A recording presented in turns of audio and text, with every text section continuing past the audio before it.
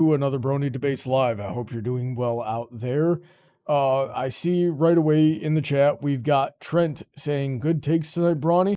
Well, we will find out as to, whether or not they are good takes, based solely on the merit of whether or not I agree with them, as I am the arbiter of all truth and objective facts.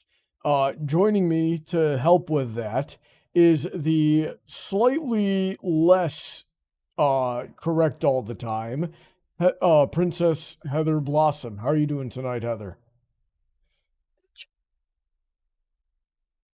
Heather? Can you hear me? Yeah, I can hear you. Can you hear me? Yeah, I can hear you. I called you a bitch. Okay, well, given that was incorrect, the universe censored it. Nope. You don't get to call me that because it is incorrect. You're incorrect. I'll incorrect you. But we're gonna get right into it. You'll incorrect me? I will incorrect you, yes. What does that mean? We'll find out. And we'll find out together. Do you want to find out? Do you want to run that risk? I don't think you do. Now then, do you want to play these games? Remember, everybody, if you want to chime in yourself to the conversation, you can do so. There's a Discord link at the top of the description. Go into there. Let us know what you want to talk about. And if we find you interesting, we'll let you on the show. You can talk to us about it. In the meantime, we've got a new Equestria Daily community soapbox to go through. So let me scroll up here and then make it so you gentlemen can see it. And here we go. Check this out. Here are our topics. We've got art style is 90% of why friendship is magic was successful, and you are all lying to yourselves. Hasbro is now making the worst choices ever in pony history. Pony should have dedicated theme songs. I don't know what that's supposed to be about. And our background ponies secretly the real stars. What do you think about these topics, Heather? These ones can be a lot of fun. Alrighty then. So let's are there any here that you see that you don't want to tackle?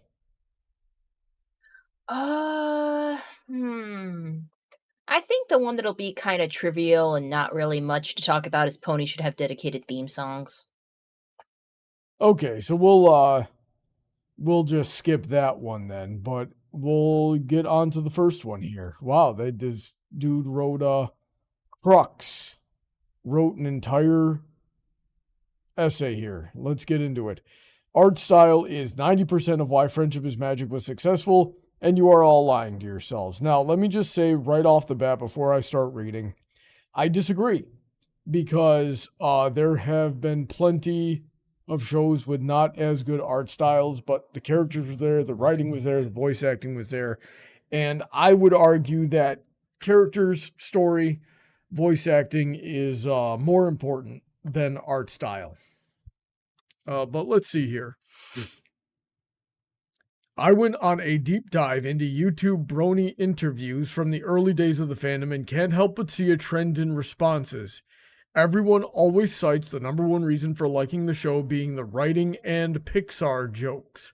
It's brought up over and over almost as a defensive measure against the audacity of liking an adult show for 12-year-old girls. Oh shoot, 12 is actually aiming pretty high there, especially in the early seasons. Their demographic was definitely aiming younger than 12. Let's see here. Honestly though, I don't think that's at all the case. People got obsessed with this show because of the style, and that's the reason it was so successful and why everything following it has flopped. Pony Life was the same characters. Oh no, the frick it was not. G5 was honestly par for the course in pony writing quality. No, the frick it was not. And so why did they flop? It was style. Friendship is Magic came. Yeah. Are the cats inside or outside? They should be inside. I never let them outside. What a heck of a thing to bring up in the middle of my essay. I'm sorry. I heard the cat food dispenser going off and I got nervous. Like, are they inside? Are they getting their dinner? They are most likely like spawn camping that thing. All right, sorry to interrupt. Alrighty then. Friendship is Magic came in with adorable anime eye ponies with cute cat-like snouts and curves. They had big expressive eyes and their models didn't have any awkward angles at all. Even their ugly moments were cute because Lauren Faust hit the jackpot when it came to triggering dopamine in the human nerd brain, and FIM was the result. I genuinely wonder what you all watched when you praised the writing. What the frick? The dialogue was great, but so are most cartoons. No, they're not. Outside of the freaking, okay, you know what? I'll let that one go. Outside of that, though, half the episodes were rushed and any major plot mysteries or other things ended up being silly. This show had good characters, but so many others do. That's the wrong too, and fail because their style sucks. We've seen it countless times over the years in other media too. Great concept, awful art. Game after game releasing ugly characters and flopping while cookie cutter anime gotcha game number 50 makes billions of dollars. Why? Style. That's it. Okay, well I can give you the point of the anime games. Like there's honestly absolutely no reason that Genshin Impact should exist. Big titty anime girls make money. That's just a fact. It really is. So I can give you that, but let's see. I don't think it really applies to ponies here. Our basic monkey brains crave beautiful, cute, fun, happy, sexy, and appealing styles. Anime does this in spades. Ponies were basically anime equines in FIM. You know, this reminds me of a 4chan post I saw way back in the day. The fact that he had to say sexy, and the fact that he had to say sexy with that, like I'm talking about tits, but I'm out here like being myself. This person had to put in sexy while we're on our pony website talking about art style of the ponies. Please don't put sexy in there. Yeah, but this reminds me of a 4chan post I saw right before season 1 aired back in 2010, and they showed it, and it's like, and it was just, hey, we're about to get a new My Little Pony, here's what it looks like. And it was the poster that we all know about, with just the main 6 right there, all huddled up. And one of the first comments was, this show is going to have so much porn. And the next comment replying to that was, how can you tell? And that was it, right? But some horrendous gift of prophecy right there. Pony life made them goofy and stupid looking. No one wanted that. They also acted stupid. G5 removed their curves, shrunk their eyes, and gave them all snouts that looked like they were ripped from Barney the Dinosaur. You spelled Barney wrong, but whatever. I can see that. Barney the Dinosaur. The flop was inevitable. Okay. I've repeated myself enough here. I hope Hasbro has figured this out by now, or G6 is the next on the chopping block. Make the ponies appealing. That is the number one thing. You can have ChatGPT write a better episode. Heather, I'm going to kill myself with a sword. Why don't you kill this person with the bad opinion?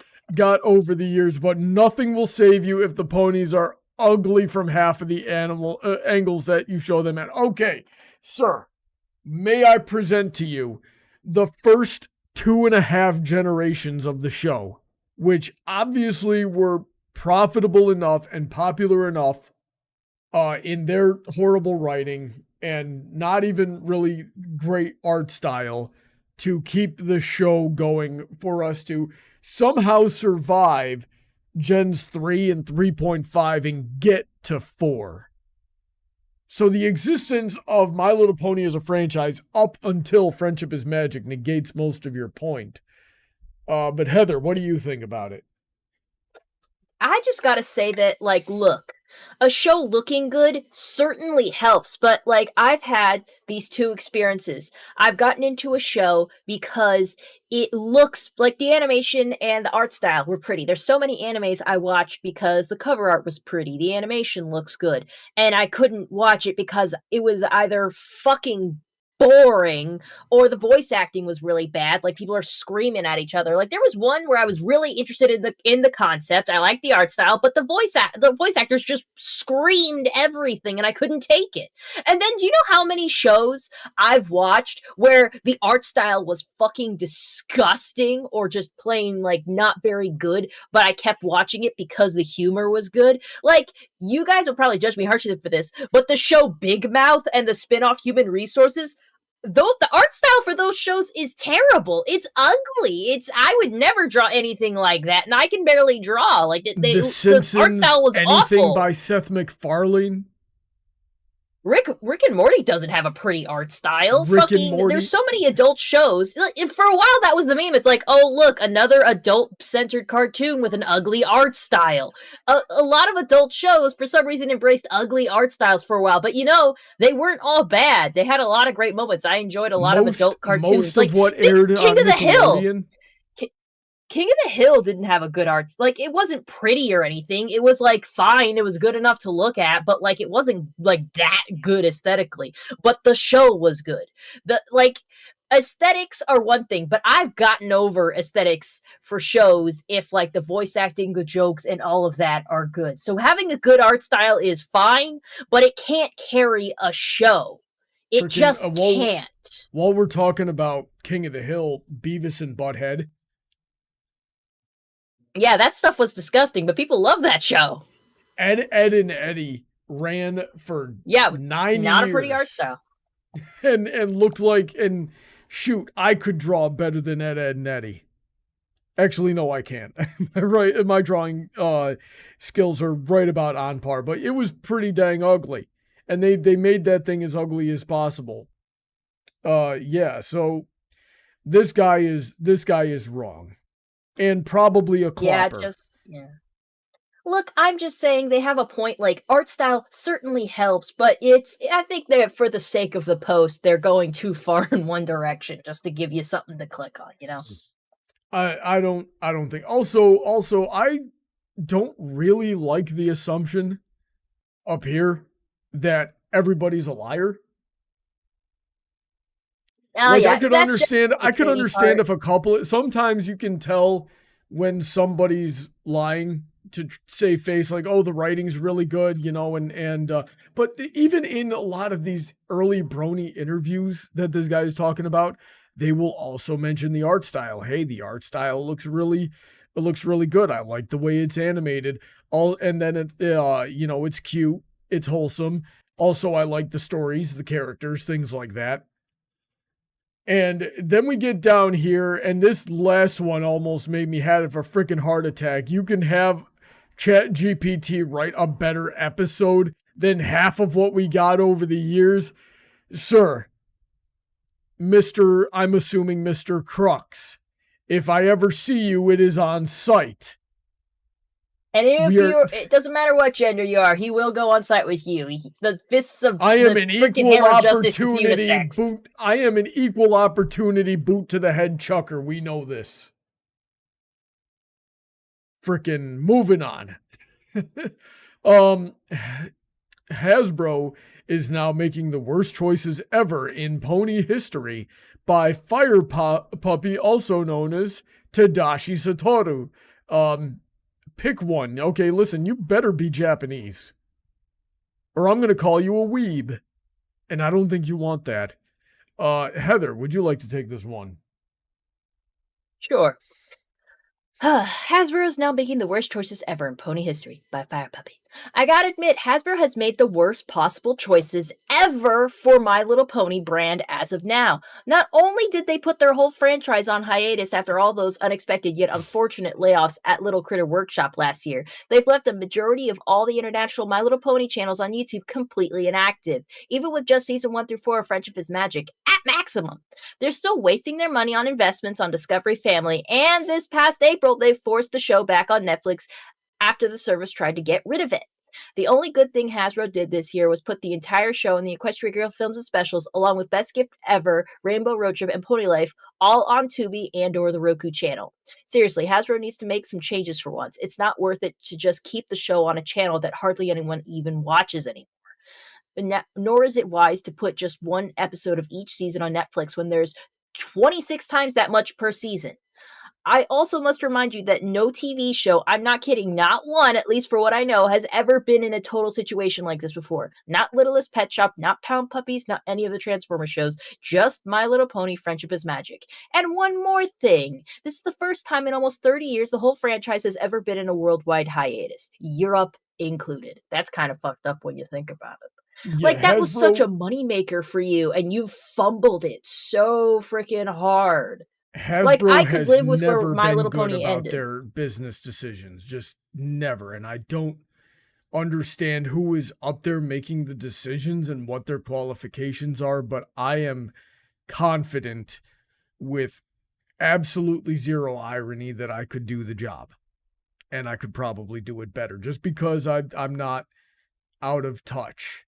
Right? Like you put me in charge of the franchise tomorrow, and the first thing I'm going to do is I'm going to call up Larson and we're going to be like we're getting the team back together, because that's what I know the bronies want. And then I would go back to good writing, good art style, good voice acting. We don't need to, we can reboot, and it doesn't have to be exactly the same. We can do a whole lot of stuff. But it will be good. And I will just be like, okay, when I was a brony, the bronies liked this.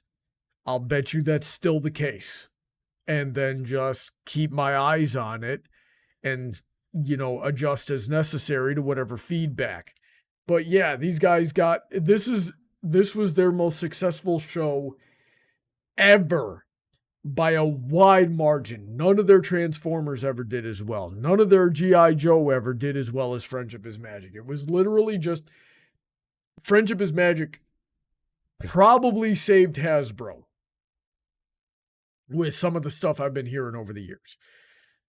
And then they just can't seem to they divided the IP rights up with a different company, spread it across all these different channels, and now nobody knows who has what or anything like that. It's basically the same type of thing that like Marvel did with, say, Spider-Man and the X-Men, where like Sony had Spider-Man and parts of Universal had X-Men, and then other parts of Disney had different X-Men, and then there was Fox, and then Fox got bought by Disney, and now we don't know who owns what anymore. So yeah, and there was if anybody had ever heard of the guy that he calls himself Yahtzee on the internet, and he made that Zero Punctuation series, and one time he reviewed one of the Spider-Man games, and he's like, this is a Spider-Man game, so Spider-Man can't do so much as scratch his butt without a team of lawyers deliberating on it for a week.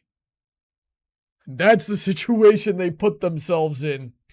And I would assume the idea was that we're going to spread it, we're going to diversify our portfolio around Friendship is Magic. We're going to spread it to all these places, we're going to be taking a little bit of money from each of them.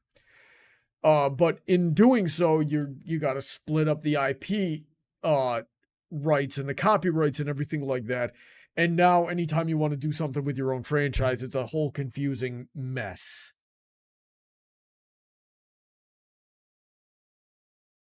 Heather, do you want to add or take away anything from that? I think like, what is there really to say that this, like, yeah, Hasbro fumbles the bag, but like, there's literally nothing we could do about it. We could talk all day about what we would do different in their position, but the fact is we're not. And all we can do is just make more fan work to fill the gap, because God knows Hasbro isn't giving us anything to do. They gave us the Cadence comic a while ago, and that was like a little bit here and there, but it didn't do anything like a lot for us. Mm-hmm. Gojillion, I do see you in the chat there correcting me on who owned what in terms of the Marvel IPs. I get that, right? We know I misremember little details all the time, but that's not the point. The point is Marvel did that. Hasbro's doing it too. This is the problem it creates. Let's see here. Are background ponies secretly the real stars by Butters? Nah, we got the freaking kid from South Park in here. Let's see here. Let me take this. Okay, go ahead, Let me Heather. take this. We all love Twilight Sparkle, Rainbow Dash, and the rest of the main six, but what about those ponies in the background who keep popping up episode after episode with mysterious consistency? Oh, golly, from Derpy's wall-eyed antics to Lyra and Bonbon's ever-evolving will they won't they subplot, background ponies have become low-key fan favorites. Some even have full fandom-built personalities, despite saying 0 words in the show. It makes you wonder, are these characters intentionally placed for fans of fun, or were they just fun coincidences the animators rolled with? Either way, Equestria feels more alive because of them. Their little quirks, blink and you miss it expressions, and crowded scene cameos build a world that feels bigger than just the main story. Wouldn't it be fun if G5 or a future series gave us a full episode from a background pony's perspective? Maybe Barry Punch as a secret life as a jazz singer. Maybe Doctor Who's really is a time traveler. So what do you think? Which background pony do you think deserves their own episode, or even a spin-off? Okay, well, I could have seen some ponies with a spin-off show. That would have been fun, but I think what it really comes down to is bronies are really, really obsessed. So, um, They most of hyperfixate. They these, hyperfixate. yeah, most of these personalities that we gave them all spawned off of like one little thing the first time we saw them in the background, and we were just like, oh, every character needs a name and a personality. The bronies made the background characters 100%. Had some like DJ Pone 3, as she's canonically put, was just something they intentionally did there. They went extra with that design when they didn't have to. Mm-hmm. So, yeah, I mean, they certainly became stars in their own right and developed their whole fandom personality and this, that, and the other thing. But that I don't think that was done intentionally by the show staff, especially not within, I'd say, the first 4 seasons, maybe 5. Paladin says, Heather, never do that again. Too bad. Butter's impression. 7 equals 1 heart says, hashtag Heather voicing Pegaton from Healin' Good Cure Dub. Okay, that was too many words. Apologize. All right, so I think we got everything we could out of this one. Let's move on. If you had to add a swear to My Little Pony the movie, who or where would you put it? Interesting. So before we even get into this one, Heather, why don't you answer the question? I had to add a swear to my Little movie. Who or where would you put it? I had something in mind for this, and now I can't remember. Let me think. Rusty saying, don't listen to Paladin, do more voices. Paladin's the one that got all upset, or that gets all upset when I play Ponyvania and I do voices for all the characters. Screw you, Paladin. My voices are great. The show should hire me to play every character. I could do it. I have the range. Yeah, Paladin, you're not being very fun right now. I am the best voice actor in the Brony fandom. Frickin' Rena-chan has nothing on me. Now then, so Heather, what do you think? All right, so My Little Pony the movie. I think the most thematically effective would probably be right after Twilight Sparkle tries stealing the pearl again and they all get kicked out to the surface, and Pinkie Pie was like, she was gonna say yes, but you were like, you were trying to have us get along with them. You were just trying to have us distract her. And Twilight to just go like, "Of fucking course I was! God damn it!" Okay, so that's more than one swear. It's like, "Of fucking course I was! Because we are not enough! Equestria needs us!" And yada yada. Like, that would probably be, like, thematically the best place to put it. Oh god, there was one that somebody made that joke. And I'm trying to remember what exactly they said. I'm going to type it into the search bar here. The stream can't see it, but Heather probably can at the moment. Let's see here.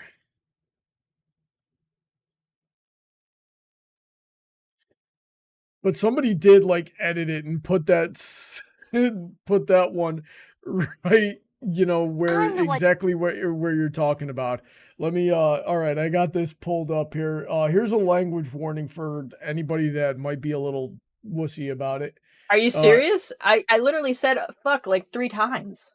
I'm the one Tempest wants. I'm the last princess. You're also the only one who doesn't trust her friends. You not know that sucking my dick is a serious offense? Fuck you! Mine is a little different, but like, Yeah. But that Yeah. was my point, is somebody did that exact joke and that's where it was. Shoot, the movie. Let's see here. I'm trying to remember like all throughout the movie and where would that, because there's so, well, first of all, let me throw this out there. It has to be Pinky or Fluttershy, because that would be the most unexpected and the most hilarious. If Rainbow Dash now Pinky, or I Apple, expected it'd just be funny. yeah, if Rainbow Dash or Applejack curses, we see that coming. That's fine, right? If Twilight curses, it's going to be it's going to be justified, right? So it's got to be Pinky. Rarity. What do you think about Rarity cursing? Oh, she had a moment where she basically did. Like, remember when she freaking made in Manhattan, and she made a sweatshop out of her hotel room, and at one point she went congratulations. I'm like, oh, she said congratulations right there. Yeah. So let's see here. So it's got to be Pinky or Fluttershy. And I'm trying to remember all their what they do. Fluttershy didn't do a whole lot in the movie, but I remember her giving like therapy to one of Storm King's minions. So that wouldn't be a good spot for it. Who did Fluttershy really connect with in that movie? Did she connect with any of those like side characters that got introduced? Nah, that was one criticism of the movie, is that Fluttershy literally did almost nothing. Like, she gave therapy to like one random henchman, and we didn't really see that. That was more of a joke. It was Rarity and Fluttershy that got kind of neglected in the movie, but at least like Rarity made a connection with like a more significant character in the form of Capper. Oh, I know this is off where the direction that I was initially going, but consider these two suggestions. Early on in the movie, when the Storm King is showing up, Fizzlepop is showing up with the frickin' army, and everything's just going right down the drain, and Spike drops some kind of heavy curse, and not Fluttershy, Twilight like reprimands him for it. Like, hey, you watch your language. Or Capper comes back, and Rarity goes, well, look what the cat dragged in. This pussy. Because she said, look what the cat dragged in. Himself. Right? But that would be my two suggestions. What do you think about those, Heather?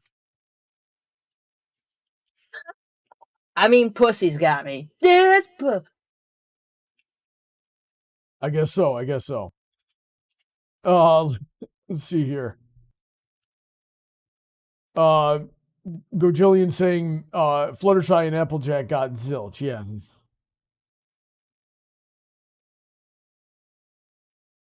Let's see here. All right, let's see what the comments say, Heather. And I don't like swearing, so you might have to read these.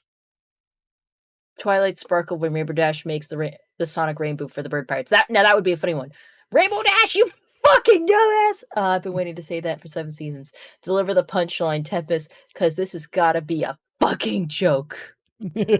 Or, you think she saw my Sonic Rainbow? Are you fucking kidding me? That's a good pick. Yeah. Sunset reacts to meeting Celestia in the very first episode to get the show canceled.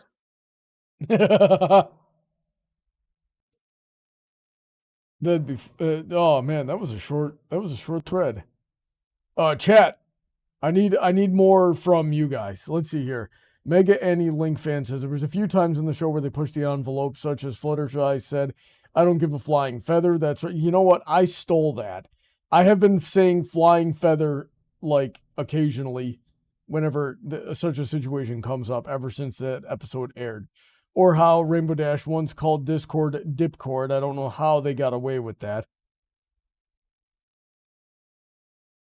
I mean, what's so bad about that?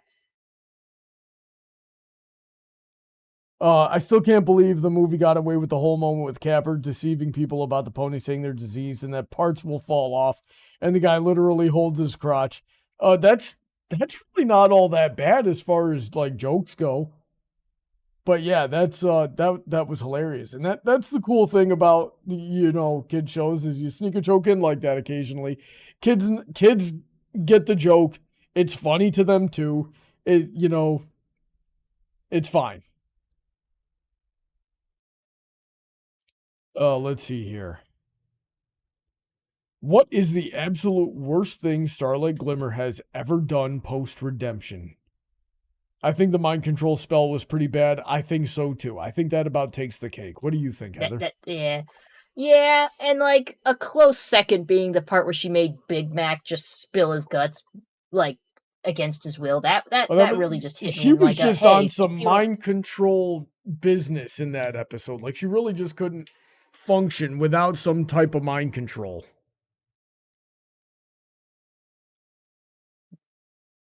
So let's see here. What else we got? Trading Trixie's wagon. The mind control is pretty bad. Pissed me off. Yeah, the mind control is pretty. I think the mind control is worse than the wagon thing. I know it is, but the wagon thing really, because like mind control is something that's just not feasible for us to comprehend. But fucking someone stealing your shit and selling it, I think that like pisses us all off. And the fact that it was her fucking home, freaking Trixie is a trailer trash hoe. How do you steal a trailer trash hoe's trailer? That's fucked up. It really is. I can't imagine, like, Trixie obviously had some kind of sentimental attachment to that particular wagon, but like if you took my car, like, boys, I'll tell you, I drive a Toyota RAV4 these days, right? But if you took that thing and you replaced it with like a Trailblazer, like a Chevrolet Trailblazer that somehow is just as good on the fuel mileage, you would get no complaints out of me. That'd be perfectly fine. And that's the sort of situation like, you replaced my rundown, too cramped, vehicle with something that actually works and can fit everything comfortably. I'll be saying maybe that hits me a bit more because like I fucking like I got freaking full this like just fucking to say something maybe too much about myself is that I got stolen from all the time growing up. And no, it wasn't from random people. It was like one of my bullshit siblings who doesn't deserve to exist constantly stealing. And so a lot of my shit got stolen all the time and it infuriates me to this day. And since I can't so I really getting stolen from now, you gotta expect retribution from me. I hate being stolen from. Yeah. Everyone's always like, oh yeah, it sucks to have things stolen from you. Like, no. I hate it on a different level than you, I'm quite certain. Yeah. So I think the mind control is worse than that. It's still bad. I'm not going to deny that. Let me see. I would never have put Starlight in charge of the school. And when she had her whole fight with Discord there, and then at the end of the episode was like, you know what, Discord, I understand you just wanted to be included, right? No. That might even be worse than the mind control thing, because like she should have, like with the mind control thing, it's like, okay, we are in the process of working through these bad habits that she developed over a long career as a criminal. But when you're in charge of the school and you've got a supervillain, demon, trickster god harassing the students and putting everybody in danger just because he's mad he didn't get included, you don't capitulate to that. You turn him back into stone until he decides to act right again. You go call Fluttershy and have Fluttershy straighten him out. Like, listen, we're not gonna do our, weekly tea time meetups if you keep acting like this and putting the students at risk. That was, so I think that's pretty bad. I think that might be up there with the mind control thing. What do you think about that? You know Heather? what? Starlight has just done a lot of fucked up shit. Yeah. What else did she do? What? Well, there was that time where she tried to reconnect with Sunburst, and she was like, "Hey, remember these games we played when we were like toddlers? You want to do that again?" Just trying as to relive her toddlers, child. and he's like, "What? No." Paladin, what the frick do you mean? What crime has Starlight done? What? There's a whole thread of crimes here, man. How about if you want one that we have in the real world, how about like stealing property and reselling it to a fence? That's something. Also, I don't think cults are legal. Did this post specify like stuff after her redemption? Yeah, specifically in the title there, post-redemption. Okay, post-redemption. Okay, but Yeah, I'm just saying, But I was saying, what crimes? When you first Starlight met had her, she was committing crimes. Starlight had a long history of crime there and dark magic and all that other. The entirety of season 5 leading up to the finale, we've got stalking charges. We've got.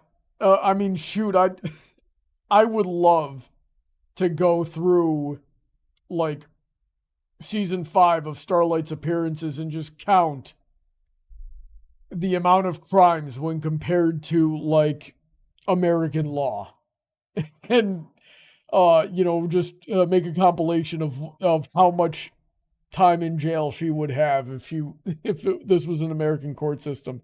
Let's see, do we have anything else here?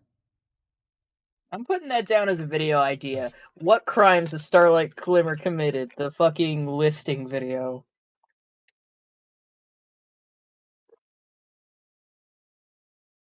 Yeah, let's see here. When she caused the black hole with Sunburst. I think that was just in Twilight's like imagination. Yeah, that was like a flashback or something. Or like a flash forward, potentially? No, it was just in Twilight's imagination.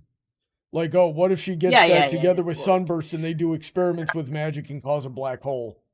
And then Celestia. This is why they can't be a couple, folks. And then Celestia is like, "No, that's fine. There's no wrong way to fantasize." And I'm like, Princess Celestia, you literally just saw an example of how it can be wrong to fantasize. Yeah, and you shouldn't have given the Brony fandom that. Yeah, that was pretty bad. Let's move on. Are there unintentional bad messages in My Little Pony Friendship is Magic that you struggle with?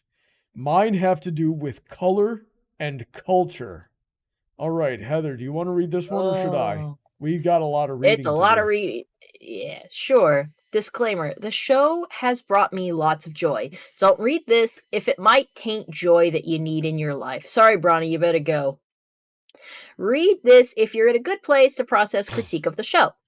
With its positive message of supporting each other through our diverse strengths and struggles, My Little Pony Friendship is Magic taught me a lot. However, I believe there are messages in it that are not as validating toward people of color. Well, it says by people of color. I don't know what the BI is in this scenario. Let's see here. But it's black. No, worry it's about black it later. Black indigenous people of color. Oh, okay. Identities are, or anyone who is not a white. Did you have to call us a white? Okay, so is not a white, financially privileged Westerner like myself. I want to Oh, avoid God. consuming media that subtly puts down groups of people without at least noticing it and critiquing it. Okay, let me just put a pause on this, right? And this is what I was talking about earlier, Heather. This is one of those like Twitter. Yeah, like the fact that, like, I'm not saying that you shouldn't, like, feel that you want to be a part of the movement, but I don't know what to say about this because your heart's in a good place. But I feel like if you're the one lecturing about it, like, because you should be giving a platform to one of the Black Indigenous people of color to talk about the topic. We don't want to hear from another white person. I'm going to speak from some personal experience on this one. This person is not coming from a good place in their heart. Every time I interact with somebody like this, they're just incredibly toxic. And this is what's called a virtue signal, Heather. You know what?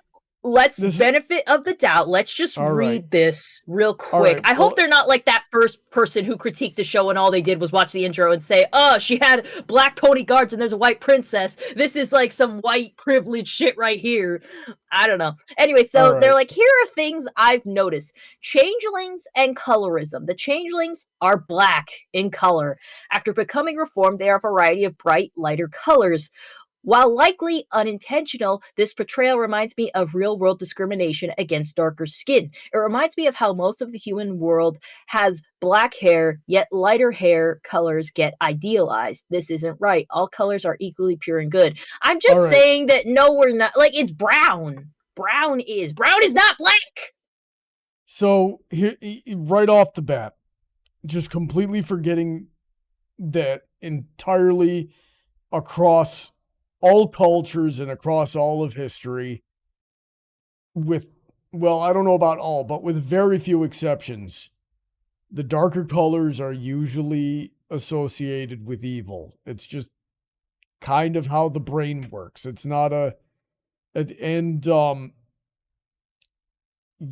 real world discrimination against darker skins. And it's not like we don't have like ponies and people or like, you know, creatures on our side that weren't dark colors. Like freaking Luna. Well, Luna went from black to a dark blue, but like whatever, she's a dark color. There are plenty of dark colored characters in this.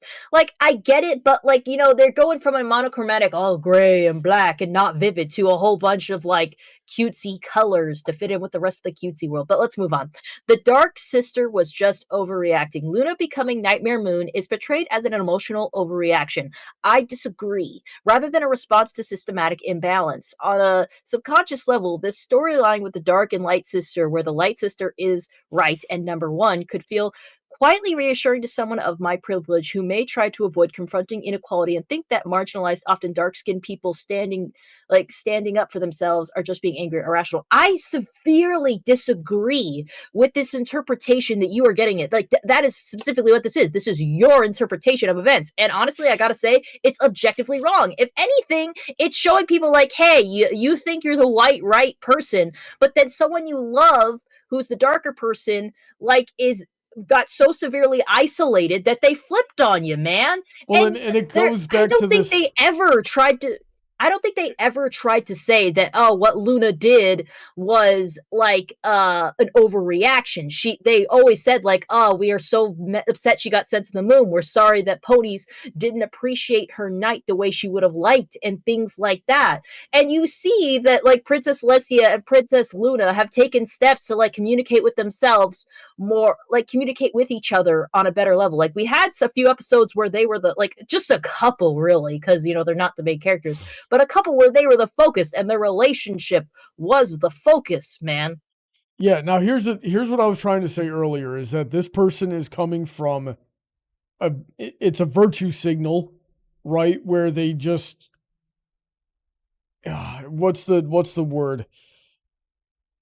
This person has their own prejudices and they deflect from that and pull it away from that by and the term is virtue signaling, like, look at me, I'm righteous, I'm going to be self-flagellating against my perceived privilege, and that's why I am better because I'm more self-aware, but then still looks at everything through this frankly racist lens. Like so far, the two first things here have just been obsessing over race. Like, oh, it's dark colored there, and that relates to black people, and I feel sorry for being white. And really needing to go all out on all colors are equally pure and good. Like theming and design isn't a thing, and this person can't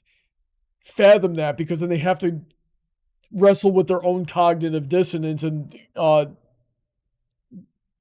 it comes from a place of narcissism, really, where they just can't I gotta say, those things. And it's gonna happen in the next. It's gonna happen in the next one too, right? Like every single one of these are just like stuff that we see from modern liberals, cultural Marxists that just inherently view white people as on a pedestal, and therefore they need to be brought down in order for everything to be equal, instead of just like understanding that there really is not a whole lot of difference, especially in the modern day. So this person just has to look at everything through a lens of race, or he can't reconcile with himself for some reason. All right, so let's get through the rest of this. Pony Savior Complex. The Ponyville main six, whose speaking voices are performed by white Canadians, largely seem to reflect U.S. Canadian white culture. Then you have places like Yakakistan associated with war, Buffalo, who appear to be based on Plains Native Americans interacting with settler ponies, and brown ponies with Indian accents named after spices. A lot of the non-white or non-Western coded portrayals feel stereotypical or questionable. The cutie map situation is reminiscent of white Westerners being the center of attention and approaching others with a savior mindset.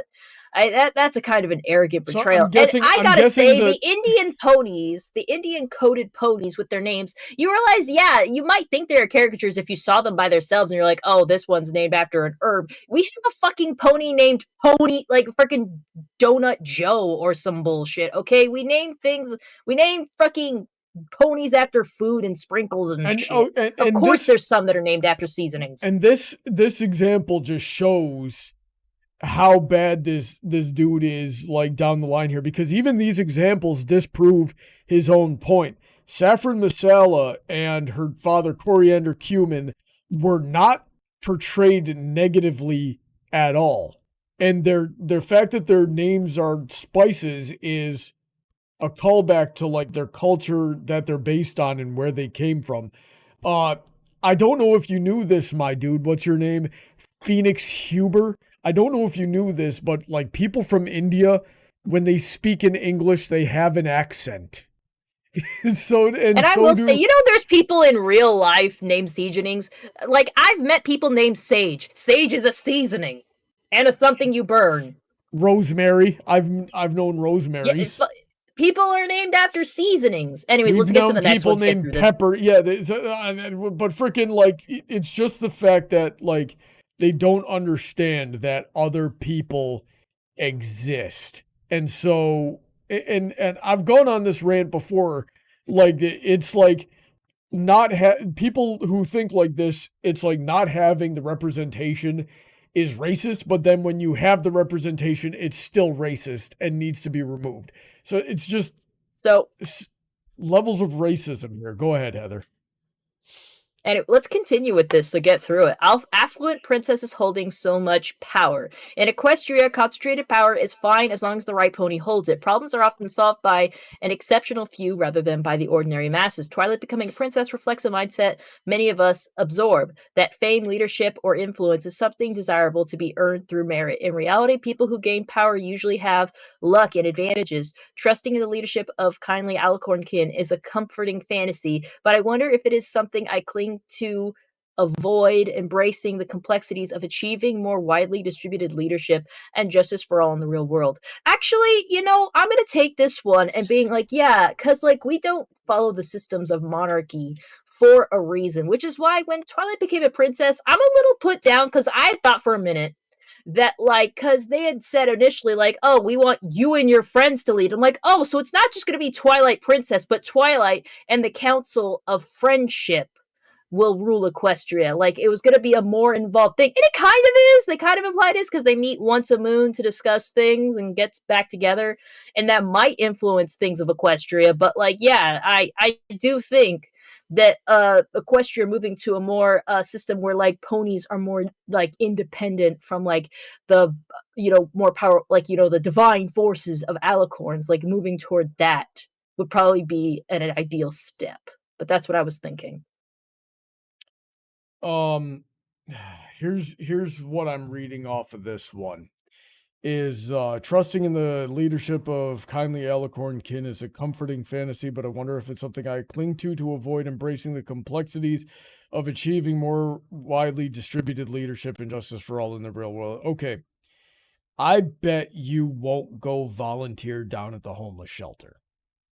If you want to have, if you want to help people, you got to get up and go help people. If you want to be great, and make, even though you're ordinary, you got to get up and you got to work for it.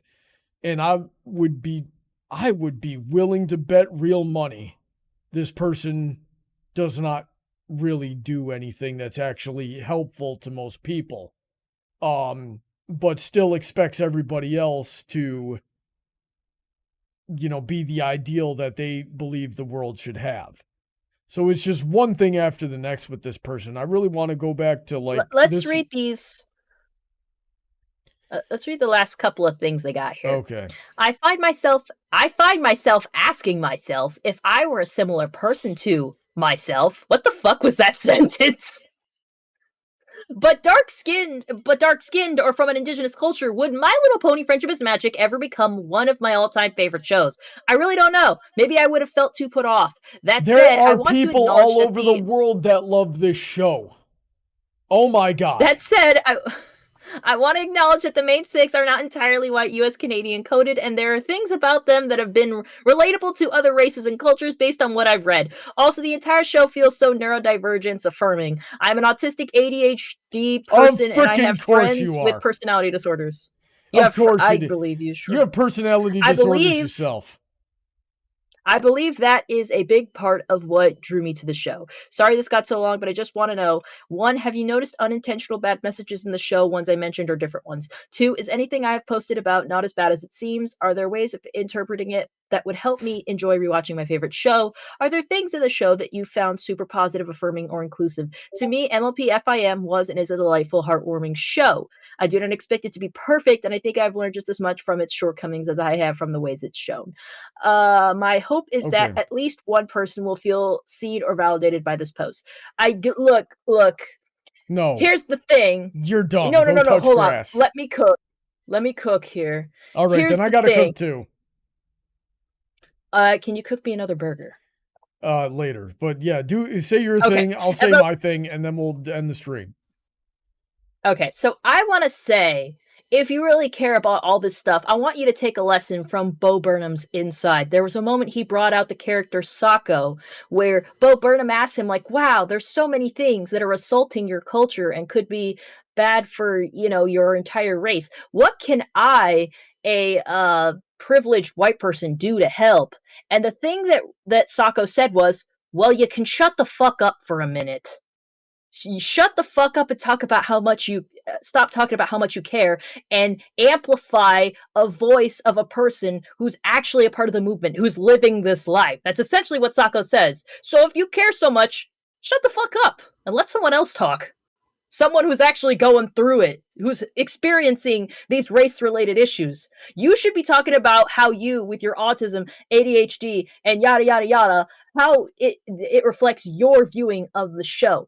I understand if you actually care, because there's people of color, Black, Indigenous, all that you care about.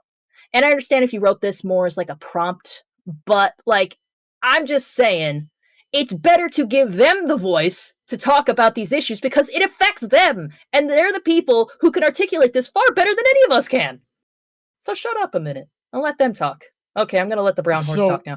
Yeah, so yeah, speaking of brown horses, going back to this pony savior complex here, right? Like the person that they gave, saffron masala and coriander cumin as an example, and even in that example, that was a bad example because the white coated pony, as you would have freaking put it, the one based off that Ratatouille villain, that was a bad food critic, right? That was the villain in that situation there. And I'm also guessing that the Las Pegasus episode with Fluttershy and Applejack didn't happen. You're gonna tell me that guy wasn't just Gladmane dude wasn't just Elvis Presley or the Hooffields and McColts, like that's not based off of a real life bloody conflict between two feuding families in the American South. Gosh darn it. And I gotta say, that wasn't flattering. Those ponies were hideous. Yeah, exactly. So and that was about half of it right there. And then the rest of the time, it had nothing to do with like the race of whatever it was that they were talking to, be it a yak, a dragon, a changeling, a griffin, a Karen, this, that, or the other thing. It was about, we're going somewhere where there is a problem that is affecting the lives of the people and everything around them, right? We're going to solve the problem, and then life for everybody in this town is going to get better. And that that's not a race thing. And oh my God, this person just cannot get over the race thing. And I really want to know like who just brainwashed you into thinking that this is the only thing you can think and care about. It's a chronically online kind of thing. Yeah, get off of Twitter. I gotta say, can I say something? One last thing that might be a little controversial. Yeah, I love controversy. You know what's the difference? Yeah, I love you for that. You know what's the difference between how people of color take their stereotypes and how white people take their stereotypes? The difference is white people love their own stereotypes. They love redneck stereotypes. They love fucking New York stereotypes. They like white people love all the caricatures of themselves. They laugh so hard at them. And you know something though, Heather, is so does everybody else really. They just don't like it. Like Mexicans love Speedy Gonzalez, but if you listen to an American liberal, they're like, Speedy Gonzalez is racist, and they had to take, and I've gone on this rant before, they had to take Aunt Jemima out, they had to take the Indian off of the Land O'Lakes butter, they had to ban the Peter Pan movie, they had to take Uncle Ben off the rice, just anything that portrayed another race was just viewed as racist, and it's so incredibly dumb. But we can tell, like people can tell when you're bringing your stereotypes, because that's another thing, is stereotypes don't come from nothing. Stereotypes exist for a reason, but we can tell when you're being like genuine with your use of a stereotypical trope here and there of some kind of culture, right? But if you're talking down, we can tell that too, and the audience will pick up on that and respond accordingly. You just got to have like good intentions, but when you gotta like shoehorn everything in there and make it about race, especially when it's not freaking about race, that's the more racist thing. That is way just do what I do, because I came from a diverse background. I've had an incredibly diverse set of friends and coworkers throughout my whole life. At a certain point, you realize there's no such thing as race, and then you can just let that all go, and it's one less frickin' thing to worry about. And it's just, and then even if people are like, oh, I'm like, for example, I'm black, so I have to act like this, it's like, nah, you once you understand that, you go, no, you're just a prick, and that's why you act like that, and your immutable characteristics that you were born with and can't help is just your convenient shield. And the only reason you're using that is because you also happen to be lucky enough to grow up in a culture that fears being called racist. So when you act like a prick and you use your freaking skin color as a shield, people just capitulate and let you have it and give you the wrong kind of positive reinforcement. It's like, no, we are, like I said earlier, we are equal opportunity boot to the head here. I didn't even recognize that you were black until you frickin' made it an issue. But to get back to the question before we end the stream here, did Friendship is Magic ever have any bad messages? I saw Harriman in the chat say something to the effect of anytime there was a parenting episode, he's got a point. They usually miss the ball on that one. The bullying message in One Bad Apple, that was a bad one. And the worst one by far was Yakety Sax. I will never live that episode down. I hate that episode so frickin' much. And how bad. And in fact, Yakety Sax can play into the rant that I'm going on right now, where is somebody gets this clearly toxic thing in their head and makes it their whole personality, and you don't have the frickin' gumption to call them out on it and make people face reality and better themselves because it will hurt their feelings. That's a horrible message. And listen, if you're friends with somebody and they refuse to have even basic levels of self-awareness, that person does not deserve friends, and that person will do nothing but cause you trouble in all aspects of your life. Get rid of that person.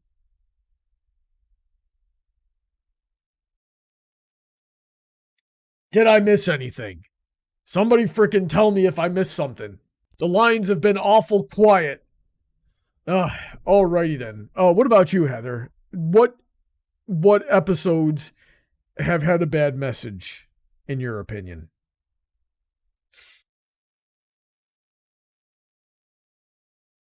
Heather, did I lose you?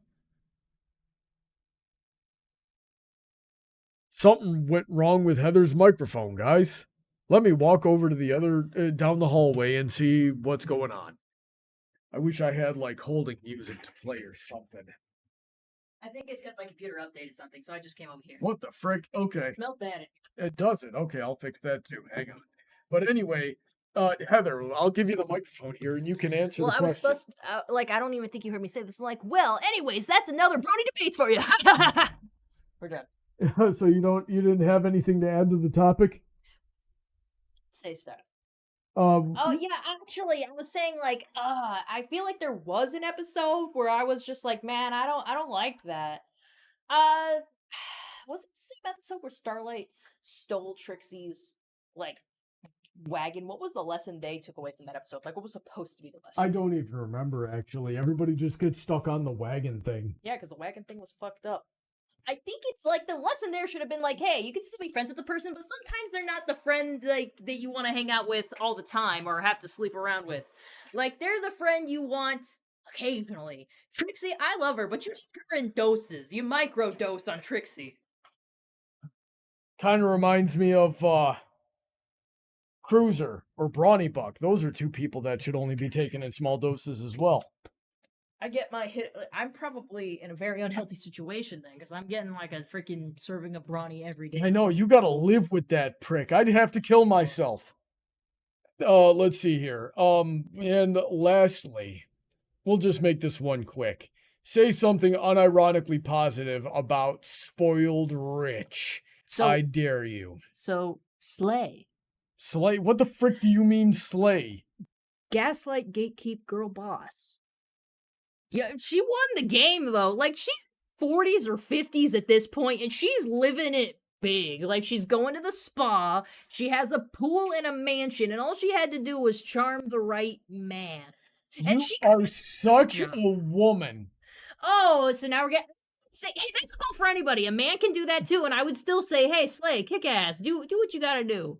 I'm just saying I get it, because I've had to work a 9 to 5, and I'm married for love, but there's not a lot of money. I get it. Oh man, if you ever meet someone that's a little more like in tune with your personality and has money, I'm just gonna end up being single. I'm not gonna leave you like that. And also, have you noticed that there is nobody like that? They're I'm out a there. very unique individual. I guess so. Woman of special talents. Okay, so here's God, one thing can I say anything positive about spoiled rich here? She's rich. No, I don't care that you're rich. I just got done with this thing. It doesn't matter if you're rich or What not. do You're you still think her cutie mark is? Do you think she's just like knows jewelry real well, so she could work at a jewelry store and be like, yeah, that's real. No, that's not. Or do you think like it's like what do you think it is? Raptor's Talent saying that last post is why I'm so black-pilled about everything. What the fuck is black pilled? Black-pilled is basically the doom and gloom mindset. There is no silver lining. It's just all bad all the time type stuff. That's called being nihilistic. That's the word I was looking for. Thank you. Frick. I don't know that I can say she's got a halfway decent color scheme. I like her hair. She's got like good Karen hair, not like shitty Karen hair where they tried to do pixie cut but also That bangs. kind of looks like the wolf cut. You remember last night you were showing me the wolf cut? Yeah, and I look good with a wolf cut, Brony. At least Spoiled Rich was there for her daughter more than Scootaloo's parents. Yeah, she was there. She was some sort of influence. Great one, but an influence. And it doesn't seem like she's getting in her daughter's way anymore to being a better person. So I was saying, like, that's one positive. Yeah. What is she doing all day that's even causing a problem anymore? She's just going to the spa and spending her husband's money. That's about it. I don't like that. She's Hey, I'm she's sorry, gentlemen. I don't have anything. Let's see what the comments say. Her desire for her daughter to do well by Mesa personal standards, albeit, is indicative of wanting her to be more than just a trophy wife relying on a husband, a level of personal freedom and success. In other words, she does sincerely want her child to do better for unselfish reasons. Maybe? I don't know. I guess I can see and it. people legitimately saying in these comments, I like her mane. It's nothing to hate. She's got good makeup. She kind of looks like me. Probably me in like 20 years. Oh, geez. She doesn't look bad. She's got a little bit of an eye bag, but she's doing her makeup good. She's still got good hair. Yeah. Rusty saying, Brawny, a little louder for the people in the back. Okay, listen, do this for me then. Clip that freaking 10-minute rant that I went on and go upload it to Twitter or something like that.